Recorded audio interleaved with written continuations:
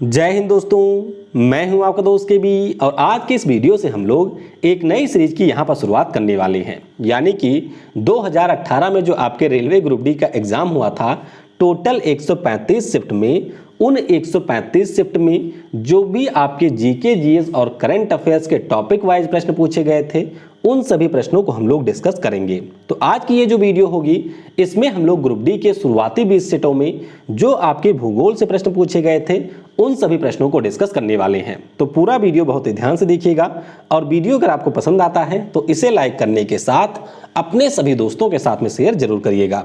Video में हम लोग आगे बढ़ें उससे पहले एक बार मैं फिर आपको बता दूं कि अगर अभी तक आपने मुझे अनअकैडमी के ऊपर फॉलो नहीं किया है तो जरूर मुझे फॉलो कर लीजिए।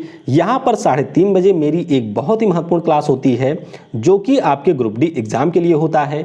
इसमें हम लोग ग्रुप डी के एक पेपर को डिस्कस करते हैं जिसमें ग्रुप डी के प्रीवियस ईयर साइंस और हिस्ट्री वगैरह के क्वेश्चन होते हैं। इसके अलावा करंट अफेयर के हम लोग 2020-21 के प्रश्न को यहाँ पर करते हैं। तो क्लास आपके लिए बहुत महत्वपूर्ण है, इसे आप लोग ज्वाइन कर सकते हैं। और इसके अलावा मैं आपको बता दूं कि ग्रुप डी के लिए जो स्पेशल करंट अफेयर की क्लास है वह आपको सैटरडे को दिन में 11:30 बजे मिलेगी। तो इस क्लास को भी आप लोग जरूर ज्वाइन करिएगा। इसके अलावा अगर आप लोग बेस्ट एजुकेटर के माध्यम से ग्रुप डी एग्जाम की एक सिस्टमैटिक वे में तैयारी करना चाहते हैं तो अभी 26 मई से नए कोर्स की शुरुआत हुई है। इसमें आपको सारे बेस्ट टीचर मिलेंगे जो कि हमारे रेलवे कैटेगरी के हैं और यहाँ पर आप लोग रेलवे एग्जाम के लिए प्लस सब्सक्रिप्शन परचेज कर सकते हैं। ध्यान रखिएगा, एक ही सब्सक्रिप्शन में आप लोग CBT 2 और इसके साथ साथ यहाँ पर जो हमारे ग्रुप डी का एग्जाम होगा दोनों की तैयारी कर सकते हैं। एक साल की जो फीस है वह 3000 रुपए है और इसमें भी अगर आप लोग यूज करेंगे कोड KV10 तो आपको मिल जाएगा 10% का डिस्काउंट। तो चलिए अब हम वीडियो की करते हैं शुरुआत। देखिए, पहला प्रश्न पूछा गया था कि निम्नलिखित में से किस देश की जो तटीय रेखा है वह विश्व में सबसे लंबी है। तो याद रखिएगा आप लोग कि जो सबसे लंबी तटीय रेखा है वह है कनाडा देश की, यानी कि इस प्रश्न का ऑप्शन नंबर बी हो जाएगा करेक्ट। तो ये आप देख सकते हैं, ये है कनाडा देश और इसके पास में बहुत ही लंबी तट रेखा है क्योंकि इसके छोटे छोटे कई आपको द्वीप मिल जाएंगे और इसके कारण जो इसकी लंबाई है वह आ जाती है बढ़। अच्छा, कई बार पूछ लिया जाता है कि हमारे भारत में किस राज्य की सबसे लंबी तट रेखा है, तो वो भी आप लोग याद रखिएगा, गुजरात की है सबसे लंबी तट रेखा। तो ऑप्शन बी होगा यहाँ पर करेक्ट। अगला प्रश्न है कि जायकवाड़ी चरणवर जल विद्युत परियोजना किस नदी के ऊपर बनाई गई है। तो ध्यान रखिएगा, ये जो परियोजना है वो आपके गोदावरी नदी पर बनी है। किस पर? महाराष्ट्र में आपको मिलेगी गोदावरी नदी और वहीं पर इसका निर्माण किया गया है। तो जायकवाड़ी की बात करते हैं तो यह एक हमारा मल्टीपर्पज प्रोजेक्ट है, यानी कि जो आपका महाराष्ट्र मराठवाड़ा रीजन है वहाँ के किसानों को इसके द्वारा सिंचाई की सुविधा भी दी जाती है और यहाँ पर पानी से आपकी बिजली का भी उत्पादन किया जाता है। तो ध्यान रखिएगा, गोदावरी नदी पर यह आपको देखने को मिलेगा। अगला प्रश्न है आसान सा कि गारो पहाड़ियाँ आपको किस राज्य में स्थित हैं, कहाँ पर आपको मिलेंगी। तो ये हमारी है मेघालय में। तो गारो, खासी, जयंतिया, मिक्किर, ये सारी पहाड़ियाँ आपको मिल जाएंगी मेघालय में।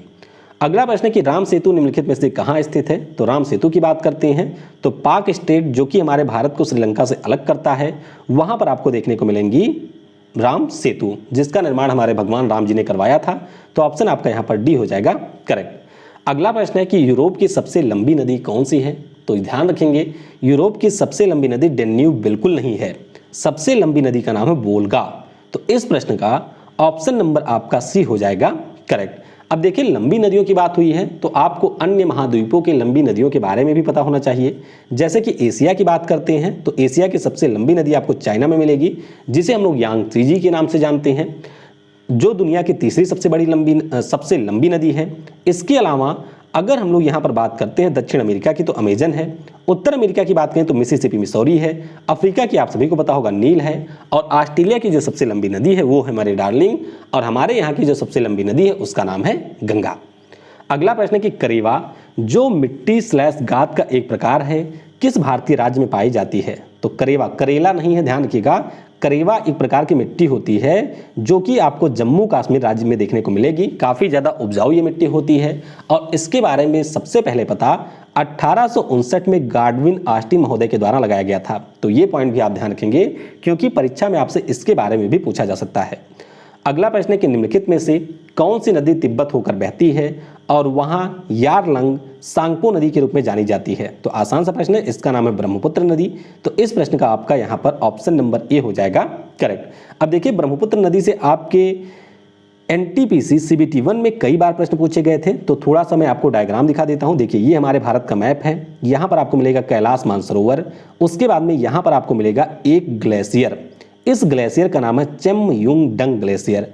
अब यहाँ से हमारी एक नदी निकलती है जो कि इस प्रकार से पूरब की ओर बढ़ती है, उसके बाद में अरुणाचल प्रदेश से भारत में इंटर करती है, फिर आपके असम होते हुए ये चली जाती है बांग्लादेश में। तो इसी नदी का नाम यहाँ पर कहा जाता है ब्रह्मपुत्र। अब आपको याद ये रखना है कि जब ये नदी हमारी निकलती है कहाँ से, तिब्बत से, तो इसका नाम यहाँ पर होता है सांगपो नदी, यानी कि तिब्बत में इसका नाम होता है सांगपो नदी। जब ये हमारे अरुणाचल प्रदेश में आती है तो इसका नाम हो जाता है सिहांग नदी। उसके बाद में जब ये इंटर करती है आपकी असम में, तो यहाँ पर आप देख सकते हैं इसका नाम हो जाता है ब्रह्मपुत्र नदी। और उसके बाद में जब ये नदी आपकी इंटर कर जाती है बांग्लादेश में, तो इसका नाम हो जाता है जमुना नदी। तो कई बार ये प्रश्न पूछा जाता है, तो नाम बदलने वाली ये नदी है।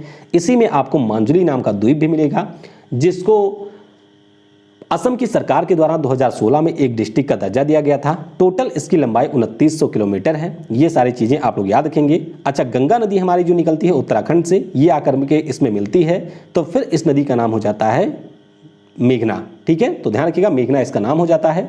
तो ये सारी चीज़ें आपको यहाँ पर अच्छे से याद रखनी है। अच्छा, कुछ सहायक नदियाँ भी इसकी हैं, जैसे कि लोहित नदी की हम बात करें। इसके अलावा अगर हम लोग बात करें बराक नदी की, सुबनसिरी नदी की, मानस नदी की, या फिर तीस्ता नदियाँ हो गई, या फिर मांजुली द्वीप हो गया, तो ये सारी चीज़ें आपको इसके बारे में ध्यान रखनी है। अगला प्रश्न है कि 90 ईस्ट रिज, जो एक अंतः समुद्री ज्वालामुखी रिज है, कौन से महासागर में आपको देखने को मिलेगा? तो ये जो रिज है वह आपको मिल जाएगा यहाँ पर हिंद महासागर में, यानी कि ऑप्शन नंबर आपका सी हो जाएगा करेक्ट। अब हो सकता है आप में से बहुत सारे लोगों के लिए यह बिल्कुल नया कॉन्सेप्ट हो। देखिए, जैसे आप लोग देखते होंगे कि हमारे महाद्वीपों के ऊपर आपको पर्वत श्रृंखलाएं मिलती हैं, जैसे हिमालय हो गया, रॉकीज, एंडीज, यूराल, ये सारे हमारे पर्वत हो गए। उसी प्रकार से जब आप लोग चले जाएंगे पानी में, तो पानी में भी आपको देखने को मिलेगा पहाड़। इसी पहाड़ को हम लोग कहते हैं ओशनिक रिज, क्योंकि ये आपके समुद्र के अंदर मिलते हैं। तो ये आप देख सकते हैं, ये मिड ओशनिक रिज है, जो कि आपको अटलांटिक में मिलेगा। सबसे लंबा ये आपका पहाड़ है। उसी प्रकार से आपको हिंद महासागर में, प्रशांत महासागर में, सभी जगह पर यहाँ पर देखने को मिलेंगे पानी के अंदर पहाड़। तो यहाँ पर पूछा जा रहा है कि जो आपका ये 90 रिज है, ये पहाड़ कहाँ पर है?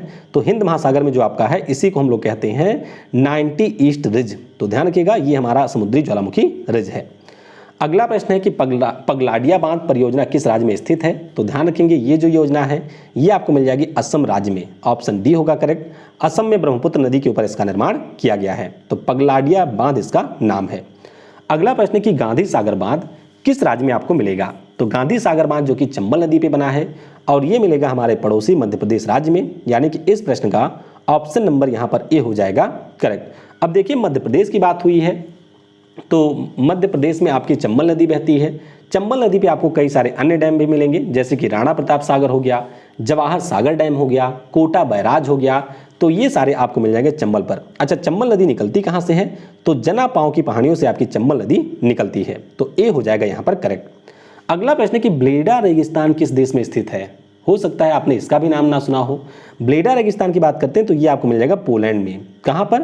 पोलैंड देश में आपको ब्लेडा रेगिस्तान देखने को मिलेगा, तो डी हो जाएगा यहाँ पर करेक्ट। अगला प्रश्न है कि प्रायः खबरों में रहने वाली आंग सान सूकी का संबंध किस देश से है? तो याद रखिएगा, जो आंग सान सूकी हैं ये आपके म्यांमार की स्टेट चांसलर थी। अब हालांकि इनको डिटेन कर लिया गया है, तो इस प्रश्न का ऑप्शन नंबर डी यानी कि म्यांमार हो जाएगा करेक्ट। म्यांमार की राजधानी नेपीटा है, और ध्यान रखिएगा यहाँ की मुद्रा का नाम है क्यात।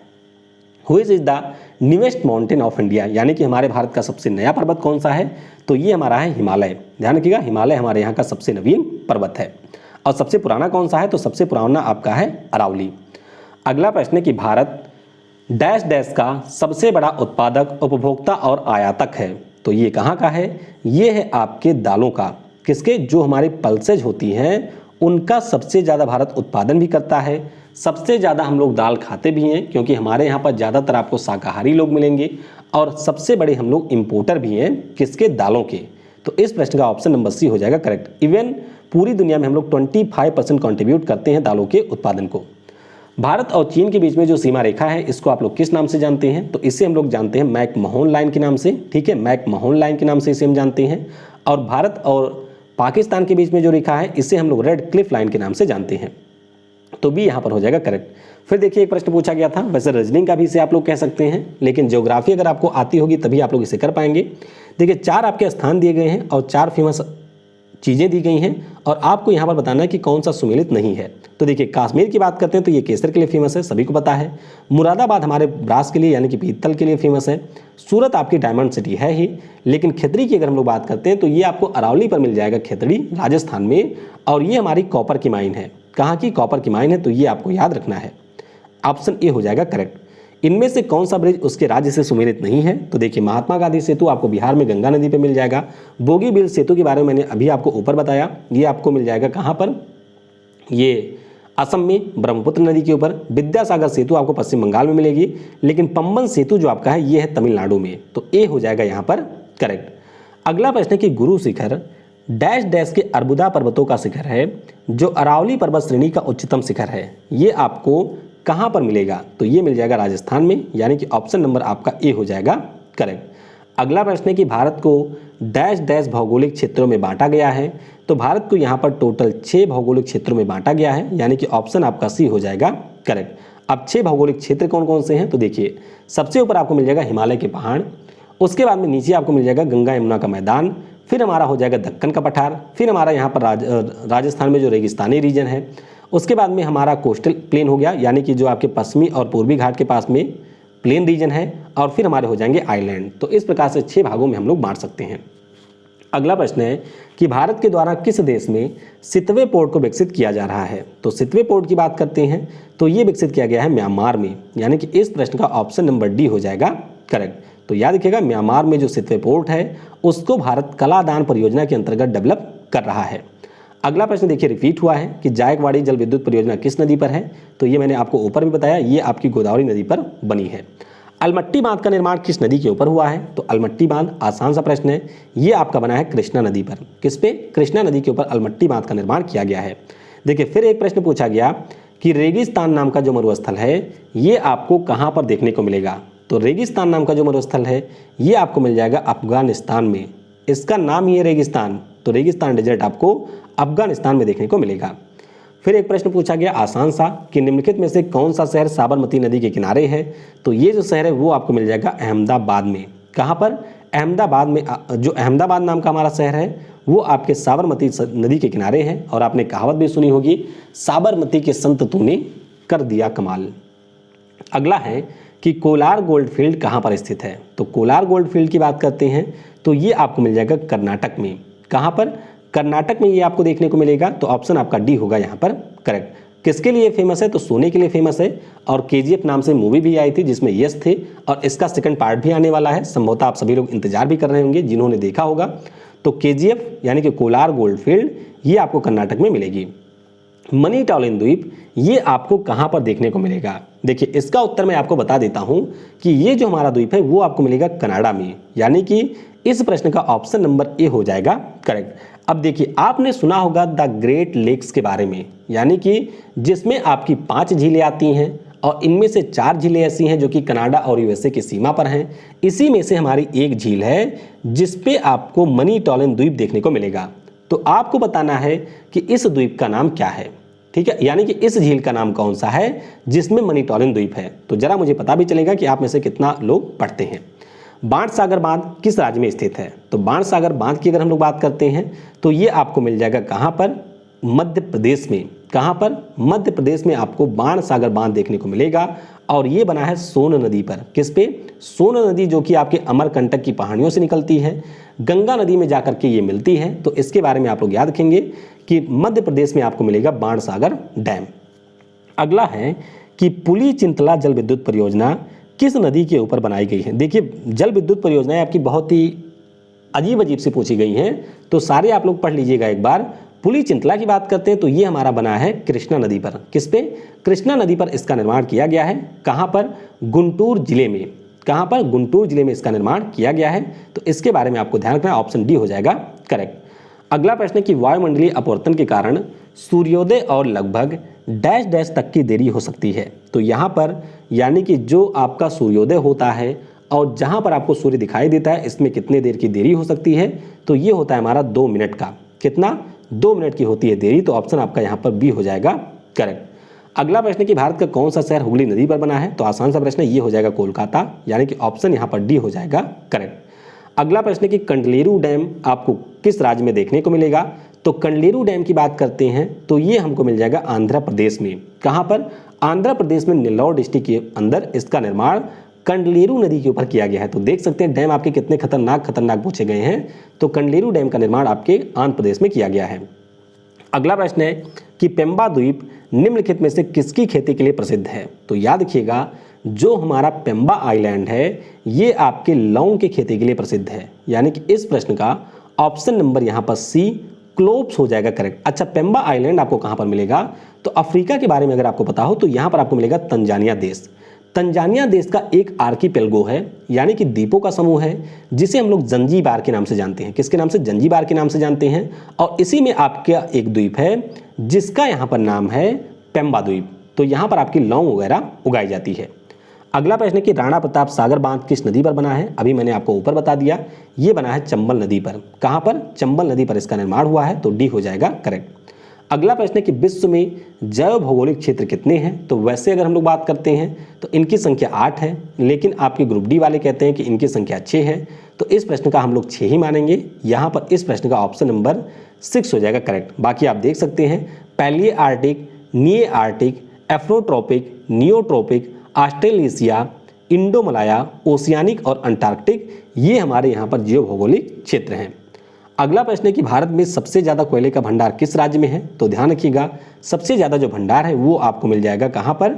झारखंड में। अच्छा, सबसे ज़्यादा उत्पादन कौन करता है? तो उत्पादन सबसे ज़्यादा करता है छत्तीसगढ़। दोनों में आपको कंफ्यूज नहीं होना है। अगला प्रश्न है कि रिहंद नदी घाटी परियोजना आपको कहाँ पर देखने को मिलेगी? तो ये जो हमारी परियोजना है ये आपको मिल जाएगी उत्तर प्रदेश में। कहाँ पर? उत्तर प्रदेश में है। तो ऑप्शन नंबर आपका बी हो जाएगा करेक्ट। रिहंद नदी के ऊपर इसका निर्माण किया गया है। उत्तर प्रदेश का जो ये नीचे वाला जिला है सोनभद्र, यहाँ पर आपको रिहंद नदी घाटी परियोजना मिलेगी। अगला प्रश्न देखिए, ये आपके CBT 2 का है। मैं आपको बता देता हूँ, CBT 2 का ये प्रश्न है कि पृथ्वी की सतह से जैसे जैसे आप लोग ऊपर जाएंगे तो इन जो हमारी वायुमंडल में परतें होती हैं उनका नाम क्या होगा?